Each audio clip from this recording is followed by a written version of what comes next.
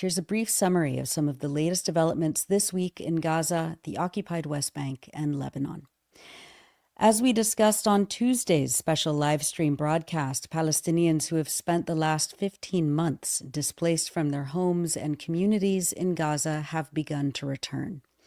On Wednesday, the Gaza government media office stated that more than 500,000 forcibly displaced persons have returned to the northern governorates since the withdrawal on Monday of Israeli occupation forces from the Netzarim corridor, which split Gaza in half.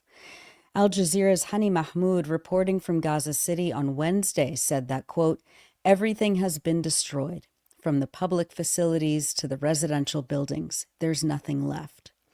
There are areas we spent over half an hour driving by where all we saw was sheer destruction," he added. Entire residential neighborhoods have been wiped off the map. In some areas, there are no signs of destroyed homes at all, as everything was completely bulldozed. Not even the rubble exists anymore. We also saw some families returning to homes that are damaged. They stood in front of the homes for hours, wondering where and how to start.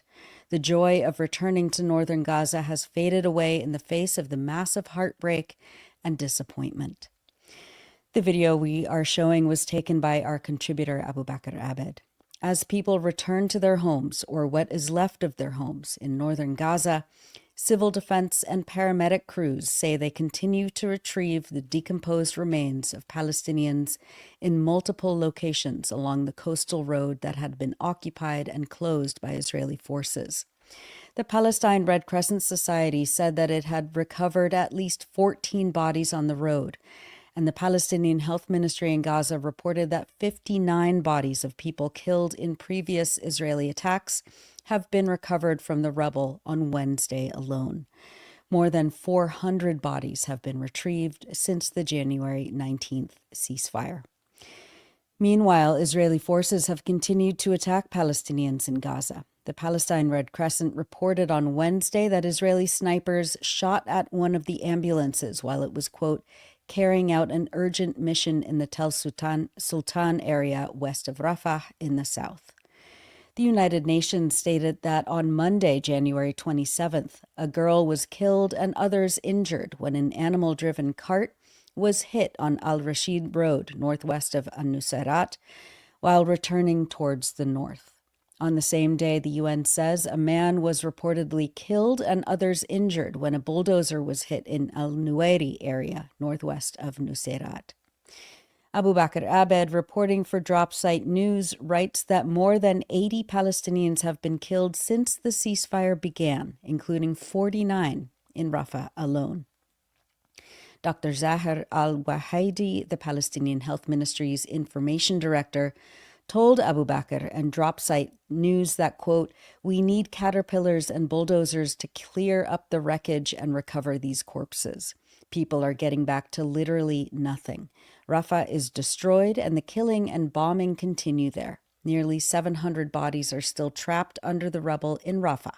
Retrieving them mainly depends on allowing this essential machinery that can help with this cumbersome mission."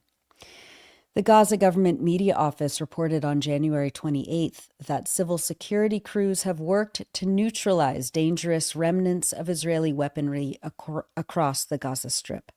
Quote, "Specialized teams have made strenuous efforts over the past days to remove unexploded ordnance and missiles and secure residential areas, which contributed to reducing potential risks to the lives of civilians, especially children who are exposed to these remnants while playing in the affected areas," the media office stated. The steady flow of humanitarian aid into Gaza and the work of local mutual aid organizations are providing life-saving supplies for Palestinians starved and sickened by Israel's genocidal siege. 14 Turkish aid ships carrying more than 870 tons of supplies, power generators, portable toilets, and thousands of tents and blankets arrived at the Arish port in Egypt on Wednesday. The Egyptian government said that the Rafah border crossing is set to reopen within days and that the Egyptian side of the crossing is ready for operation. North Sinai Governor Khaled Mojawer told the Anadolu news agency that, quote, the problem lies with the Palestinian side due to the damage caused by the Israeli military operations. The Palestinian side of the Rafah crossing has been forcibly closed and destroyed by Israel since early May. The World Food Programme stated that it brought more food to people in Gaza during the first 4 days of the ceasefire than what it could previously dispatch on average per month. The UN reports that on Tuesday, January 28th, 13 of its supported bakeries began operating at full capacity, 8 in Deir al-Balah and 5 in Khan Yunis. These include 8 bakeries that had previously closed due to flour shortages and 5 new ones, the UN added. The Samir Project, a local mutual aid organization, said their volunteers distributed 51,000 liters of fresh water in Jabalia and Gaza City on Wednesday and provided free transportation to around 500 people returning from the south to the north. The UN Agency for Palestine Refugees, UNRWA, said that it had significantly scaled up its humanitarian operations in Gaza since the ceasefire began, including delivering more than 500,000 food parcels in just 9 days. The agency said on Wednesday that nearly 370 pallets of essential medications, including insulin syringes sufficient for over 17,000 people suffering from diabetes for 8 months, as well as laboratory and dental supplies, have also been dispatched to UNRWA-run health facilities, including in Deir al-Balah, Nuseirat, Al-Mawasi, and the Beach Health Center in Gaza Governorate, where services have been restored this week. More than 1,000 UNRWA healthcare providers have held appointments with nearly 14,000 patients and have supported solid waste collection efforts in 4 Gaza municipalities. UNRWA has also distributed hygiene items, potable and domestic water and shelter supplies, such as tarpaulins and blankets, to hundreds of families across Gaza, while about 22,000 tents are in the pipeline ready to enter the Strip. However, the Israeli Knesset activated legislation it passed last month to order the UN Agency for Palestine Refugees, UNRWA, to cease operations as of today. Philippe Lazzarini, UNRWA's Commissioner General, spoke to the UN Security Council on Tuesday, saying that, quote, full implementation of the Knesset legislation will be disastrous. In Gaza, undermining UNRWA's operations will compromise the international humanitarian response. It will degrade the capacity of the United Nations just when humanitarian assistance must be scaled up significantly. This will only worsen the already catastrophic living conditions of millions of Palestinians. As of this broadcast, UNRWA says that it has not received any official communication on how the Israeli parliament's bills banning UNRWA will be implemented. We'll have more on Israel's attempts to undermine the agency in the coming weeks.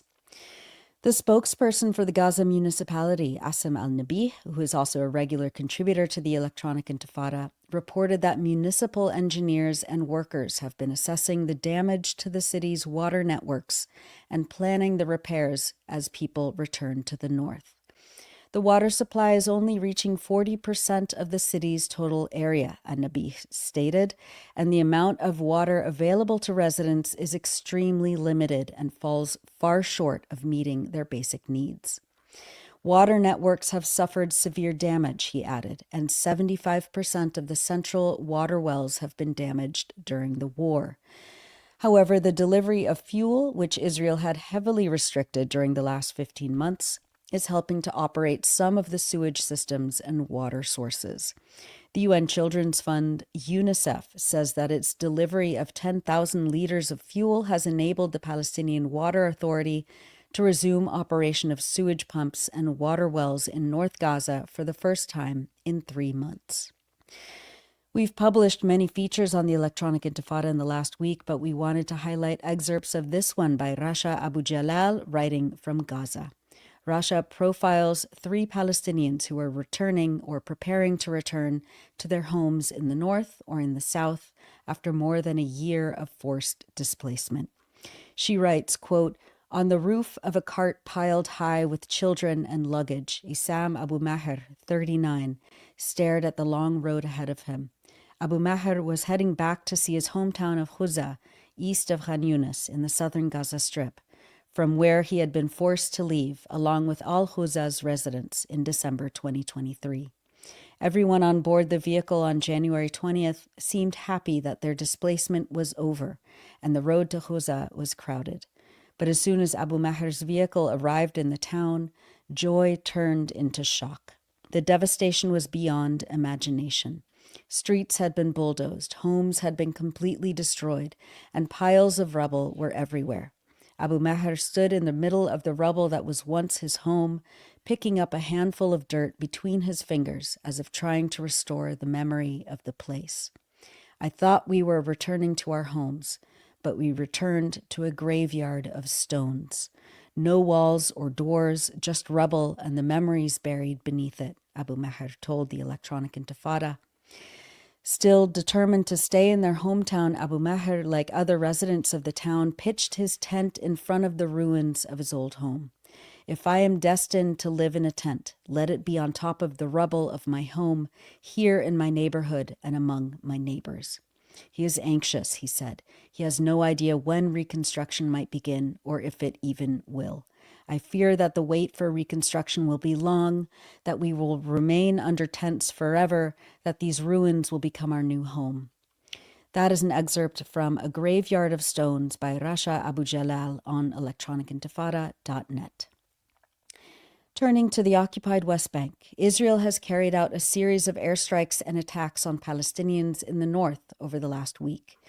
On Wednesday, yesterday, 10 Palestinians were killed in an airstrike on Tamun, near Tubas, according to the Wafa news agency.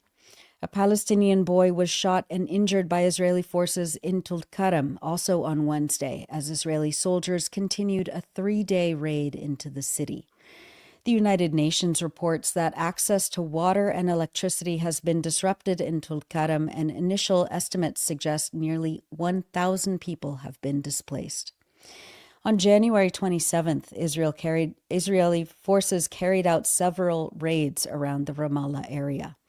Meanwhile, the Israeli siege on Jenin and the Jenin refugee camp has continued for the second week. My colleague Tamara Nassar reported earlier this week that about 2,000 Palestinian families have been forcibly displaced from Jenin as a result of Israel's deadly raid.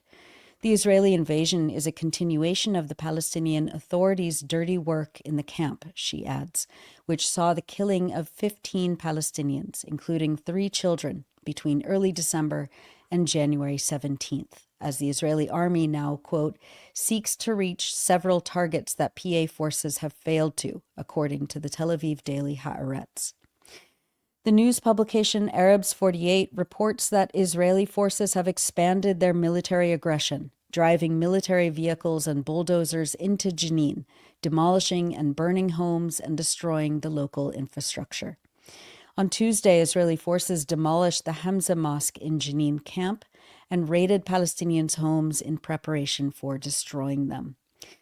Israel's Defense Minister Israel Katz said on Wednesday that Israeli army forces will continue to occupy Jenin refugee camp. In a video statement, Katz said, quote, "The camp will not return to what it was. Even after the operation ends, Israeli forces will stay to ensure that, quote, terrorism does not return." Israeli soldiers have now killed at least 16 Palestinians and injured and arrested dozens, and at least 100 homes inside the camp have been destroyed, according to local news sources. On Sunday, January 26th, an Israeli sniper shot and killed a 16-year-old child, Adam Majdi Ahmed Sublaban, near the Kalandia checkpoint north of Jerusalem.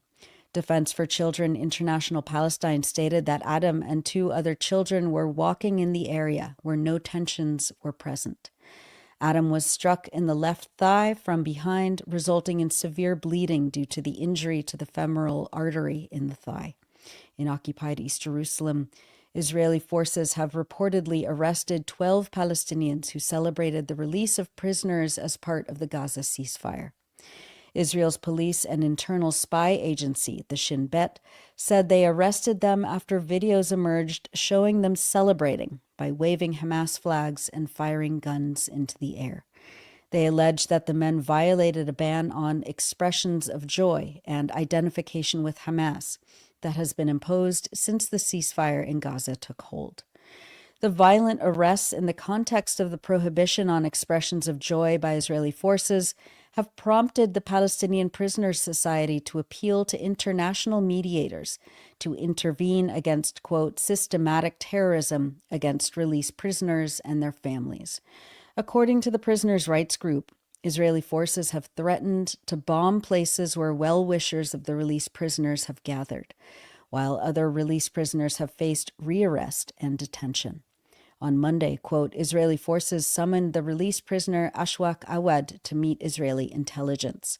In this context, the Palestinian Prisoners Society expressed its fears that Israel could rearrest the released prisoners, especially under Military Order number 1651, which allows this to happen even under exchange deals. On Saturday, January 25th, Israeli forces shot and killed a 2-year-old girl, Leila Mohammed Ayman Khatib, while she ate dinner with her family in their home near Jenin, according to Defense for Children International Palestine. They say that Israeli soldiers shot 4 bullets through the living room window, one of which struck Leila in the back of the head. Leila's grandfather carried her out of the house and brought her to Al-Razi Hospital in Jenin, where she received emergency surgery. Leila was pronounced dead around 10 p.m., the rights group stated. Ayed Abu Aktesh, Accountability Program Director at DCIP, stated, quote, Israeli forces regularly and routinely carry out military operations with complete contempt for Palestinian life. Little Leila was having dinner with her family when Israeli forces, unprompted, fired live ammunition into their living room, killing her. It is outrageous that the Israeli military has been permitted by world leaders to kill Palestinian children with impunity in flagrant violations of international law.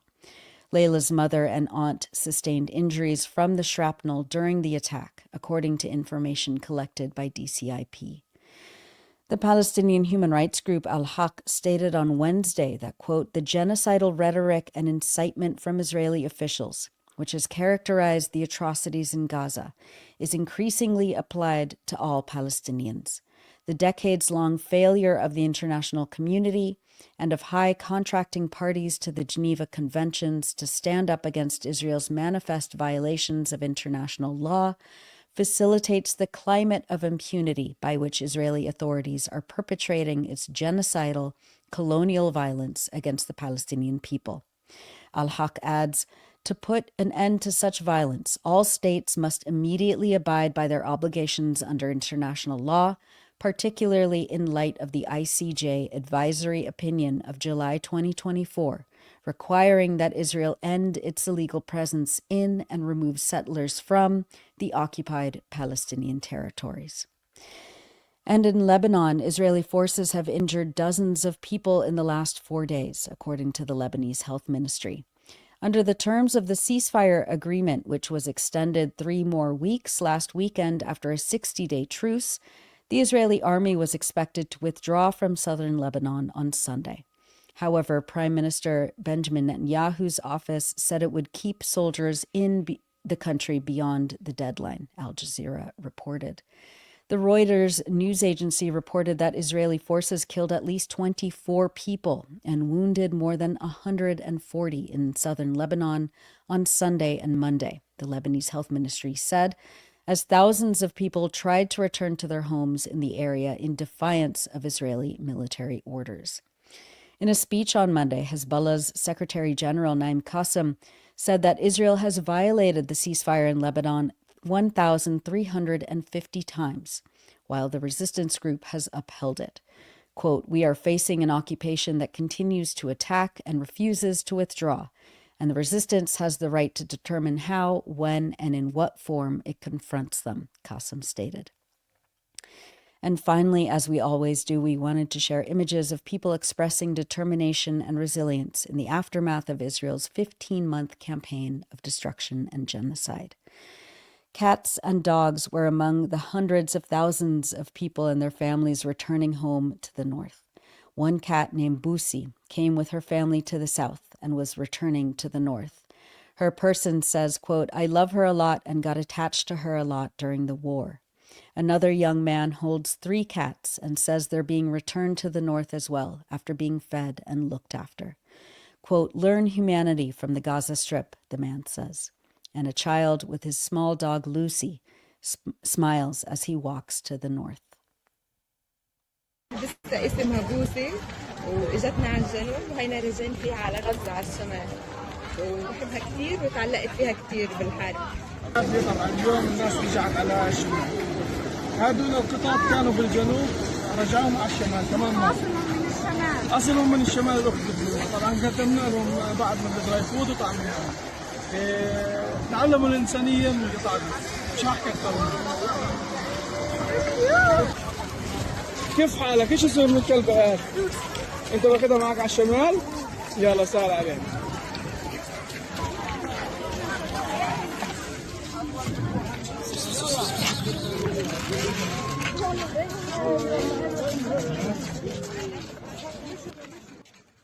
And finally, our contributor Abu Bakr Abed posted these photos of graffiti along the road where Palestinians marched from the south to the north.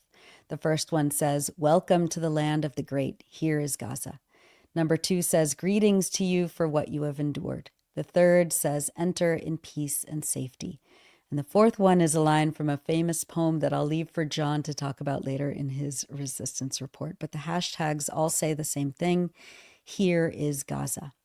And that's it for the news roundup. As always, go to electronicintifada.net for much more, especially to read our new features by our brave writers in Gaza.